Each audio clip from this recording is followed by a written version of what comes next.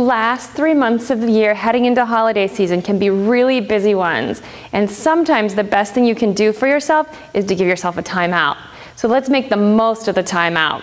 Sometimes the most difficult pose in a yoga class is the last one we do. It's called Shavasana, or corpse pose. We're going to use this for our adult timeout posture. Julie, will you lie down flat on your back? Sure. My legs should be out or bent? So legs straight out as wide as the mat and let your toes drop out to the side.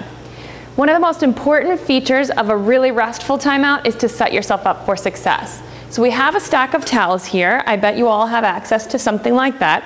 So first towel, roll it up and make a cushion for underneath of your neck. So I'll lift your head, Julia, and place this under your neck. Does that feel supportive of your neck? It does, yeah. Okay. If you need a thicker towel, feel free to use a thicker towel. If you need an incline for your head, add a towel under your head.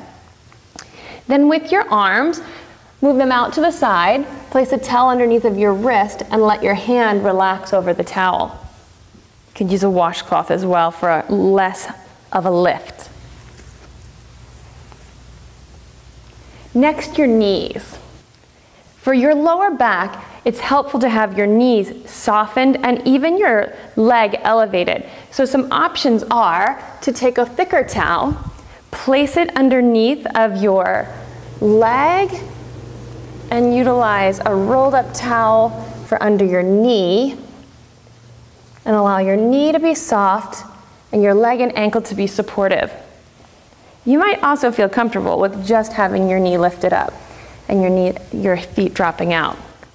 Finally, if you had something with a little bit of weight, maybe take a towel and rest it across your pelvis and add a book right on top of the towel. That extra little bit of weight will give some nice pressure to your lower back. Then to me, the secret is, Julie, you can close your eyes. I was just about to ask. Yeah, an extra towel over your eyes can be very nice. Then to me, the secret to what makes this successful is if I can really point my concentration. So in yoga, we call that your drishti. A lot of times people think that's about where you're looking, but it's so much more than that. It's where you're focusing all of your concentration. And what I find myself to be most successful with is to find a sound in the room around me. So not the sound of a TV, but maybe the whirl of the hum of the heater or the refrigerator, some constant sound in the background. And then focus all of your concentration to listening to that. If it's not the sound of the refrigerator, it might be the sound of your own breathing. Listen to the quality of your breath versus the quantity. So that means not counting how many breaths you take, but counting how long your breaths are. You might think to yourself as you're lying there, inhale for 1, 2, 3, 4, hold.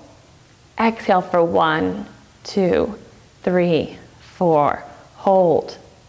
Keep going like that, counting the quality of your breath.